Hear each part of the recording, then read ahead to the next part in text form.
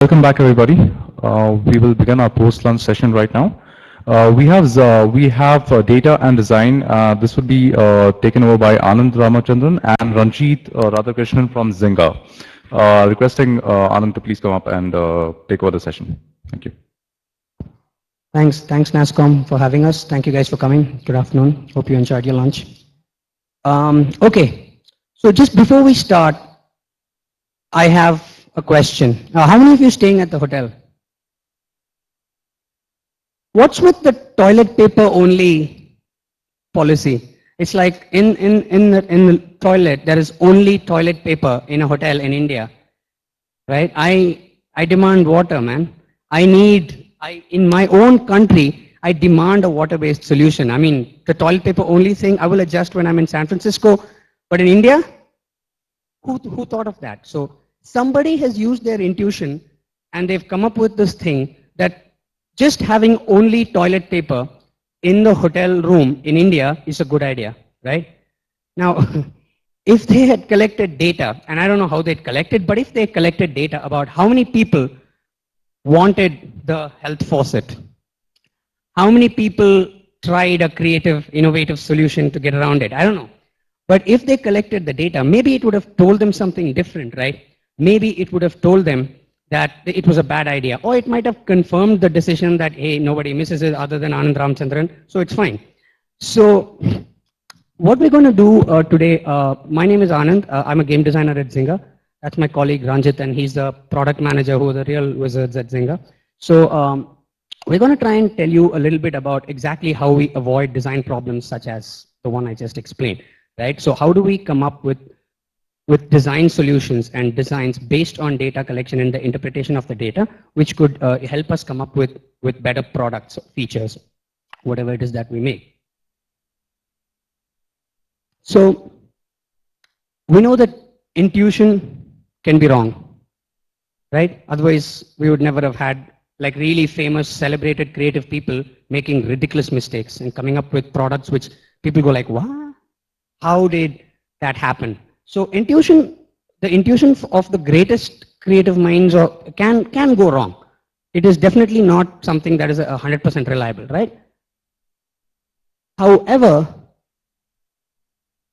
I can't think of a single iconic creative, success that came out of a bunch of guys sitting in a room looking at data and saying, hey, the data shows that we should like do a book about a boy wizard or like make something about an Italian plumber, right?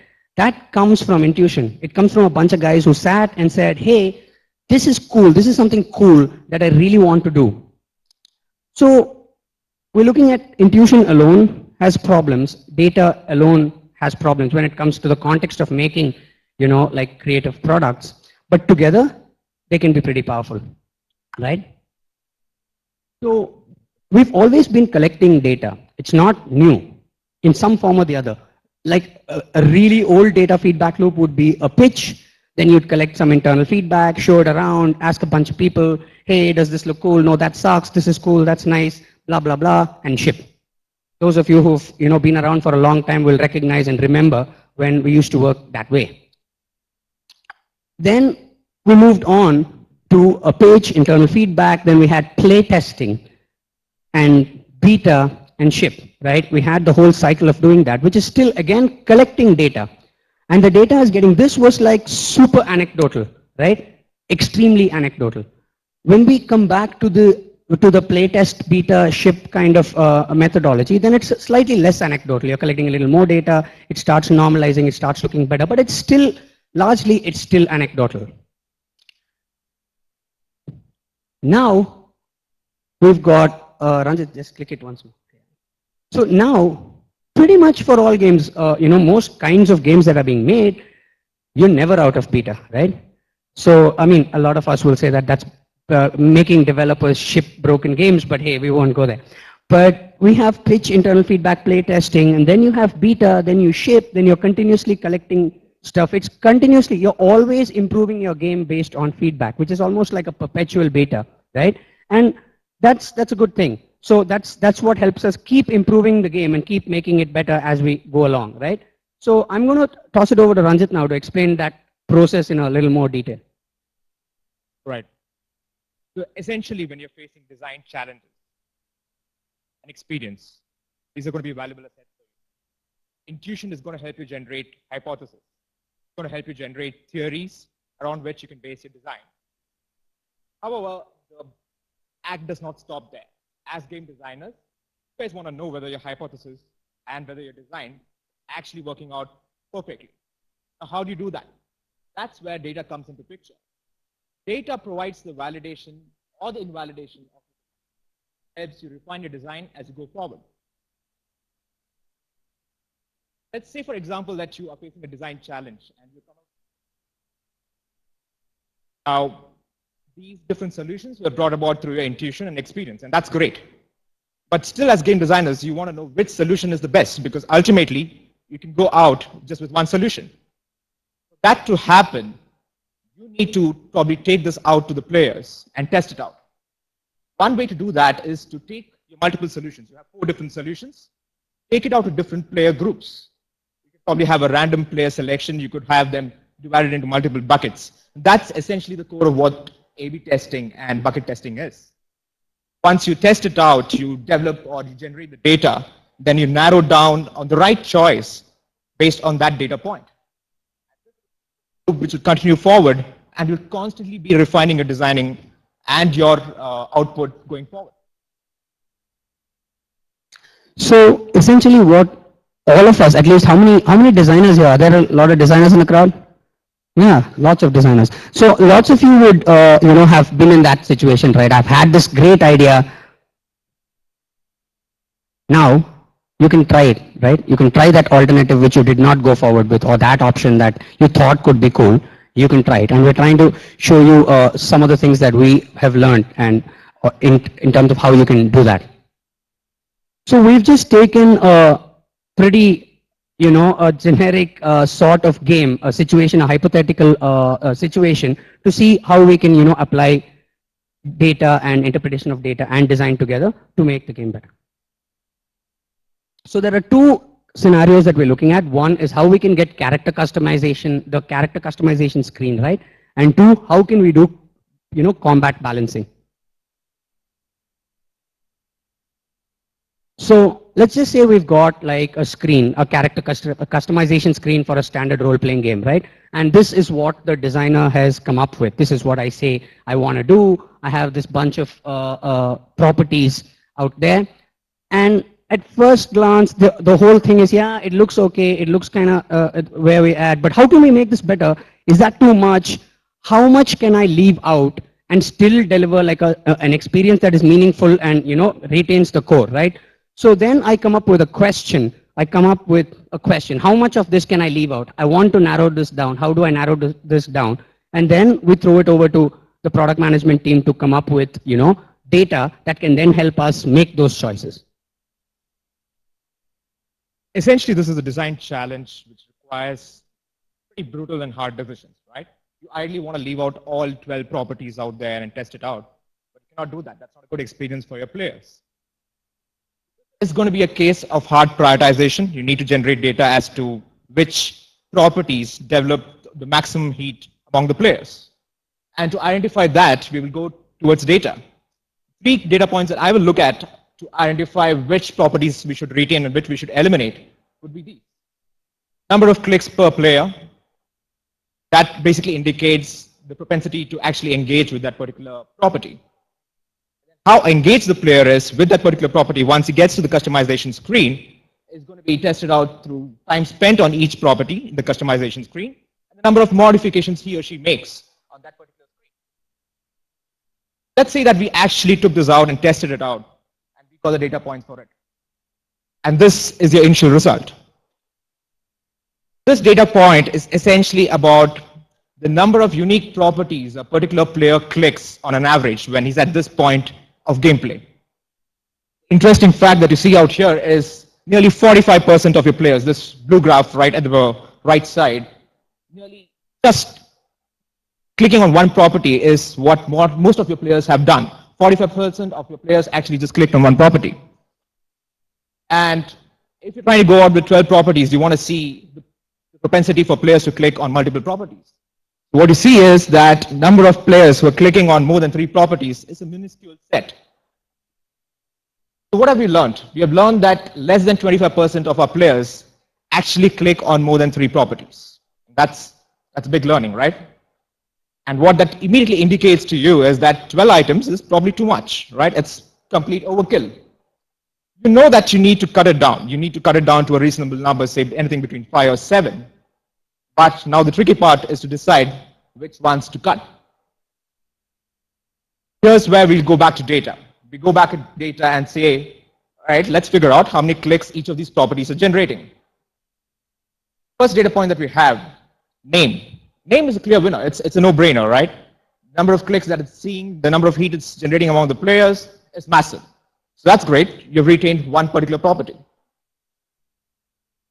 Me and Anand discuss and we decide that, hey, randomize is a useful functionality. It may not be seeing the greatest amount of heat, but it's a good functionality and a good player experience for your players. So let's retain that as well. That's great. Now we have narrowed down on 2 properties. Interestingly though, race and class, going against your intuition, is actually not seeing too many clicks. It's basically underperforming. The question that runs in my mind at this point of time is, should we be eliminating race and class? And that's where I'll go back to Anand and say, hey, what's your take on that? So you look at it, you're a designer, the data is coming back to you and saying, hey, race and class, nobody's clicking on. I'm like, whoa, race and class are like really important to me, right? I mean, how can you have a role-playing game without like race and class properties? I mean, so I'm like, no, I'm not buying this. There's something wrong here. So I go back to, Ranjit and I say, hey, I don't trust that what your data is saying. It's, and I don't want to believe that. Can we dig deeper into that and see whether we should eliminate that, or is there some reason for that to be happening?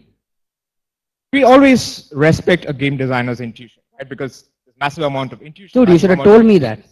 I never knew. Right. So going forward, we dig deeper, right? So now the next set of data points, essentially the number of modifications made on this property, the amount of time being spent on this property. And this is where I'll go back to Anand and say, hey, you got an intuition, your intuition was wrong. Because at the end of the day, though we're seeing less number of clicks on race and class, in addition to that, the number of modifications made and time spent is low as well. All data points indicating that race and class at this point of time of gameplay is not very crucial for your players. So race and class are clear underperformers. And the recommendation would be, hey, let's eliminate these 2 properties at this point of time. What's your take on that, Anand? So when you look at that and you're saying at this point in the flow, it shows that players neither are clicking on it and those who click on it are not really engaging with it at all. But design says that I'm not going to eliminate those features from my game, for sure. So possible design solution, move it to later in the flow. Don't keep it here in the flow, move it later, push it out later into gameplay and maybe do something like those, in Morrowind, the questionnaire, you walk and you answer questions and come up with a more interesting way of determining your race and class. So that's the response that design could have, while, it's not a blind thing of looking at the data and saying, hey, eliminate it. But, what you learn is that it's probably not right at this point in the flow, move it later. That's great. We have narrowed down 2 properties that we wish to retain. We have eliminated 2 properties. So we're making some good progress pretty quickly. Right, so let's try to pick out the next set of properties that we need to retain. Data is clearly calling out right now that the next top 3, right, that you have in terms of number of clicks is body type, chin, and mouth. So are these the ones that we should pick out? Here I go back to design and count on his intuition. So, I mean, if you look at this, if you just look at the data, it'll say body type, chin, and mouth are the 3 things that you need to retain in the customization. But I'm like, if a number of people are clicking on chin and mouth, it seems completely counter to my intuition, because eyes and hair are like way more important typically to a player, right? Those are more prominent things. My designer intuition as a player and as a designer tells me that, look, eyes and hair having that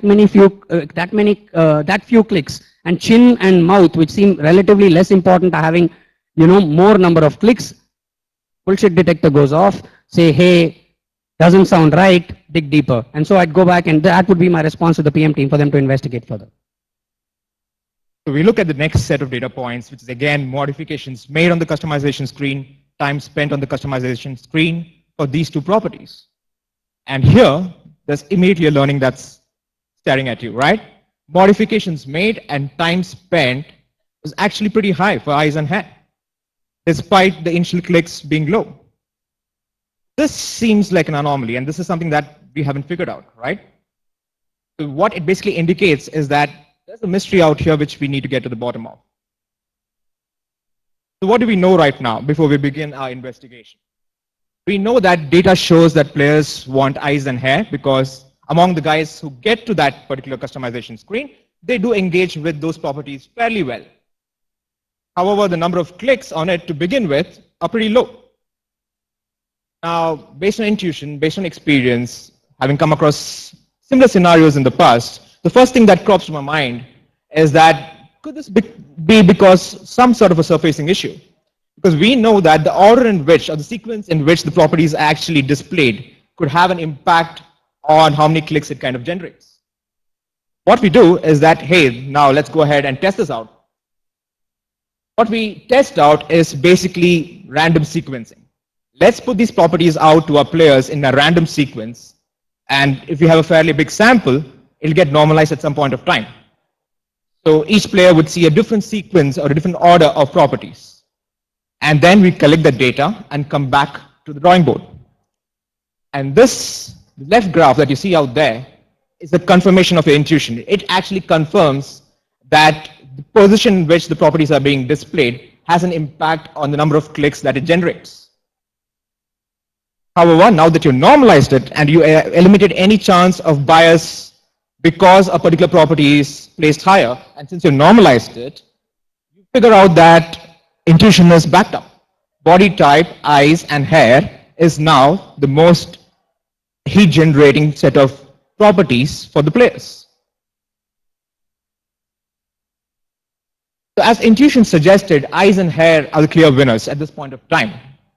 But intuition backed by data is what really validated and confirmed and gave you confidence to go ahead and make that call. We got 5 winners, and at this point of time, you're feeling pretty good, right? So is the job pretty much done? Well, not quite. While you're running through all those reams of data, you figure out that there's one interesting data point.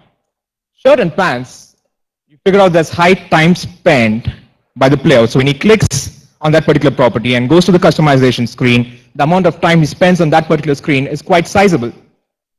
However, the number of modifications made by the player is not really not very impressive.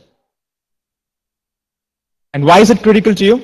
You as game developers have priced shirt and pants as paid items.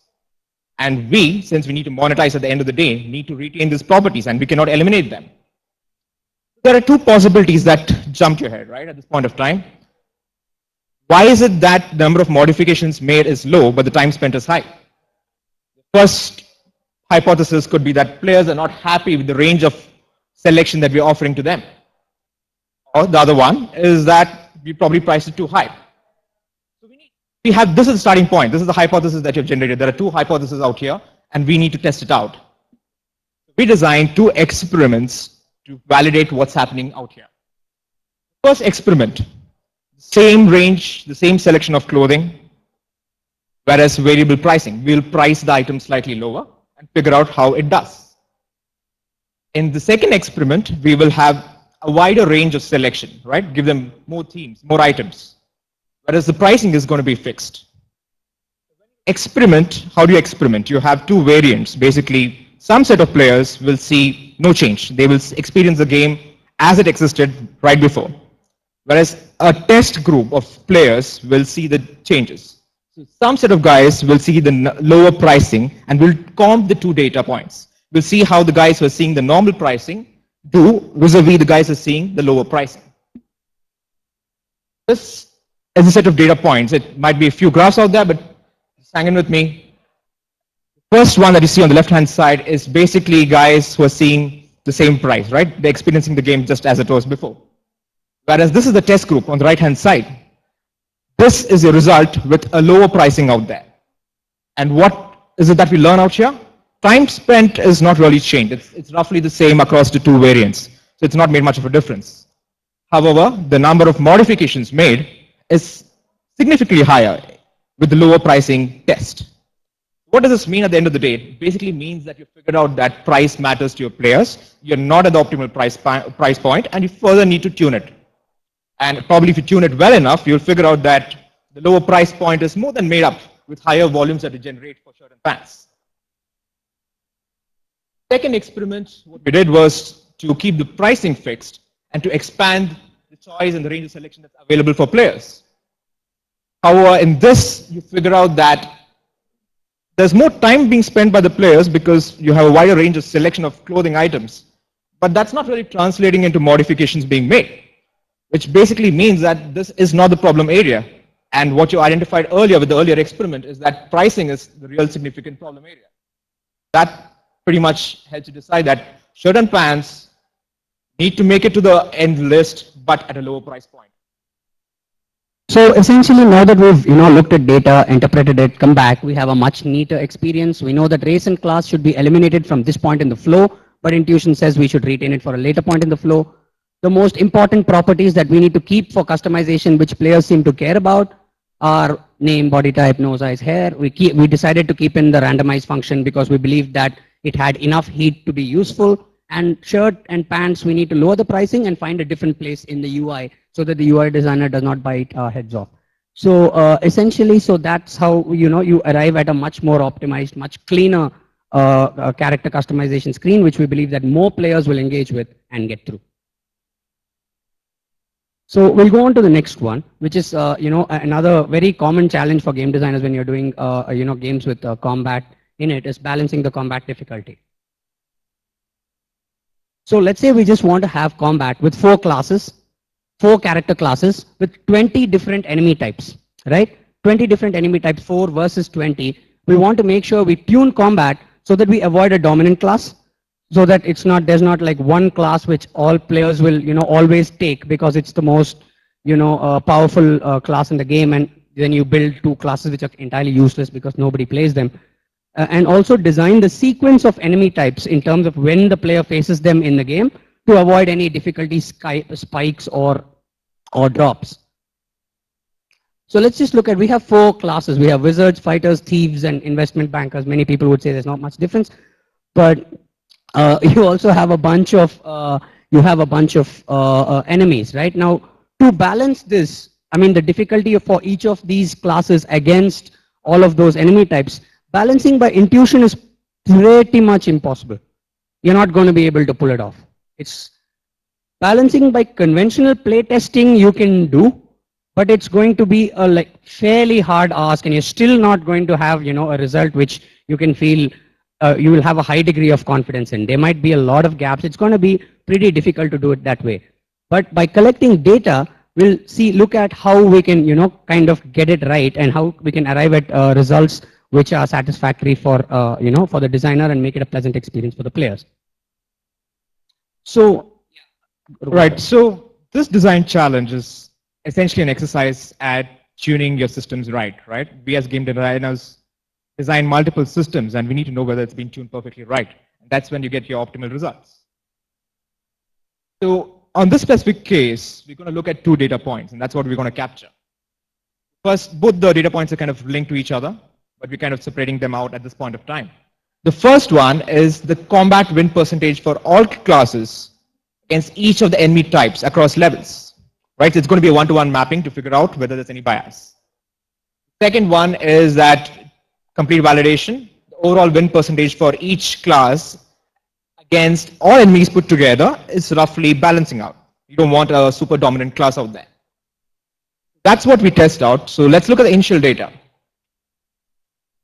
Now, to simplify this data point for you guys, like we discussed, it's the win percentage for each class type against every single enemy type across levels. Now, the ones in purple are essentially the investment bankers. And right from the starting, you see that investment bankers are powerful. We knew that. Essentially, they are kicking ass in terms of beating every single enemy type. Right after that, you find that thieves also seem to be doing fairly good. And these 2 class types seem to be slightly more dominant and more successful against most enemy types vis-a-vis the other 2 classes, which clearly indicates that, hey, if you're going to be a wizard or a fighter on this game, it's going to pretty much suck. clearly calls out the need to actually retune at this point of time. And we go back to the drawing board. Anand sits down and his team works out what is the new tuning that we need to come up with. And post the retuning, we come back, test out, get the data, and see how this graph pans out. Now, post tuning, there are certain interesting things that have kind of cropped up, right? You figure out that the investment banker, that's the one in purple, is now a strong early game player, but not so very great in the later game. The thief is good in mid game, the wizard is very strong in late game. So you have some interesting design complexity layers being added in terms of player choices that need to be made. And that's great for gameplay and game design. And your objective was to basically balance out all the classes. And when you look at the graph right at the bottom, you figure out the overall win percentage for each class type against all enemies is roughly the same. And that basically means that it's mission accomplished. You have figured out a way to ensure that there's no dominant class in the game. Right, so essentially we just quickly wrap up with what we kind of discussed in the entire presentation. We believe that continuous and extensive data collection is very critical in today's world. And it's drastically different from the way from which data was being collected and interpreted in the past. Investing in data collection, we all need to be really clear about that. It's a high ROI exercise. It's going to save you a lot of pain. It's going to ensure that you make lesser mistakes. And even if you do make mistakes, you can actually correct them pretty quickly. It lets you take decisions pretty quickly and retune as and when required.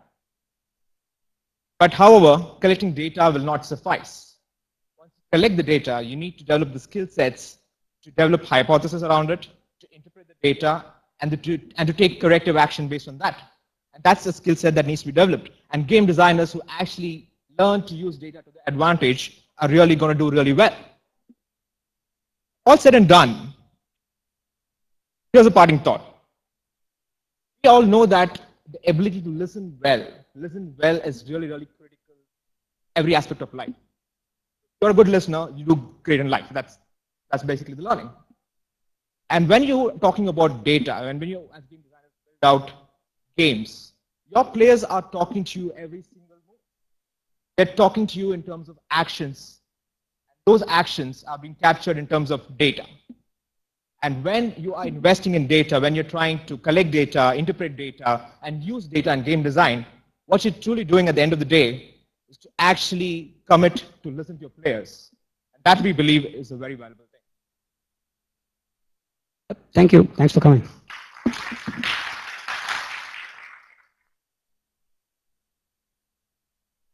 Questions? Yes, please go ahead. Oh, wait. You know what? I'll give you.